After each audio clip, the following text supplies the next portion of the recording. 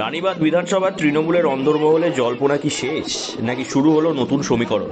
এই প্রশ্নই এখন রাজনৈতিক মহলে ঘুরপাক খাচ্ছে। প্রার্থী তালিকা ঘোষণার পর রাজ্যের মন্ত্রী জ্যোৎস্না মান্ডিকে টিকিট না দেওয়ার জল্পনা তৈরি হয়েছিল। তিনি আদৌ দলীয় প্রার্থীর পাশে থাকবেন কিনা, সেই জল্পনার মাঝেই রানীবাঁধ বাজারে এসে তৃণমূল প্রার্থী তনুশ্রী হাঁসদাকে ফুল দিয়ে শুভেচ্ছা জানান জ্যোৎস্না। শুধু তাই নয়, মিছিলে কিছুটা পথ হেঁটে প্রকাশ্যে সমর্থনের বার্তা দিয়ে তিনি দলীয় ঐক্যের ইঙ্গিত দিয়েছেন। বিভ্রান্তিমূলক কথাবার্তা না, কোনো অন্যরকম কথাবার্তা না। দলের সর্বোচ্চ নির্দেশ, কখনো কেউ থাকে কখনো কেউ থাকে না, কিন্তু দল যাকে যোগ্য মনে করেন তাকে করেন। দল আমাকে অনেক সম্মান দিয়েছেন, অনেক জায়গা দিয়েছেন। আমার দৃঢ় বিশ্বাস তনুশ্রী একজন উচ্চ শিক্ষিত মানুষ আছে। আমরা দুজন মিলে বিজেপির বিরুদ্ধে রুখে দাঁড়াবো।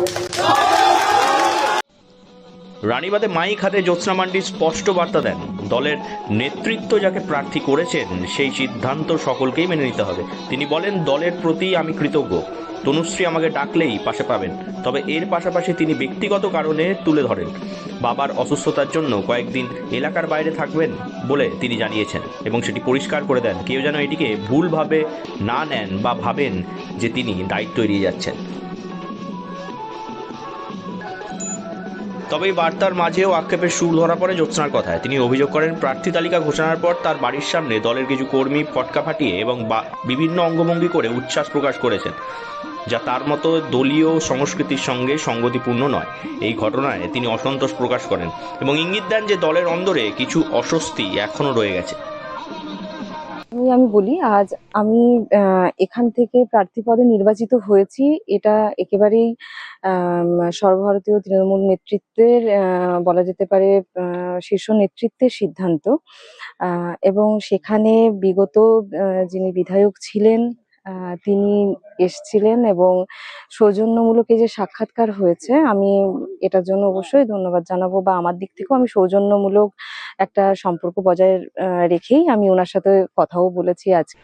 অন্যদিকে তৃণমূল প্রার্থী তনুশ্রী হাঁসদা জানান, মন্ত্রীর শুভেচ্ছা জানানো নিছক সৌজন্যের অংশ। প্রচারে জ্যোৎস্না মান্ডিকে ডাকা হবে কিনা তা নির্ভর করবে শীর্ষ নেতৃত্বের নির্দেশ ও স্থানীয় নেতৃত্বের সঙ্গে আলোচনার উপর।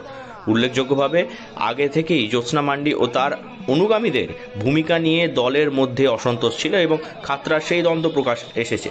গত লোকসভা নির্বাচনে এলাকায় দলের পিছিয়ে পড়ার টিকিট বদলের একটি কারণ বলে মনে করছেন রাজনৈতিক মহল। এখন দেখার ঐক্যের এই বার্তা ভোটের ময়দানে কতটা প্রভাব ফেলতে পারে।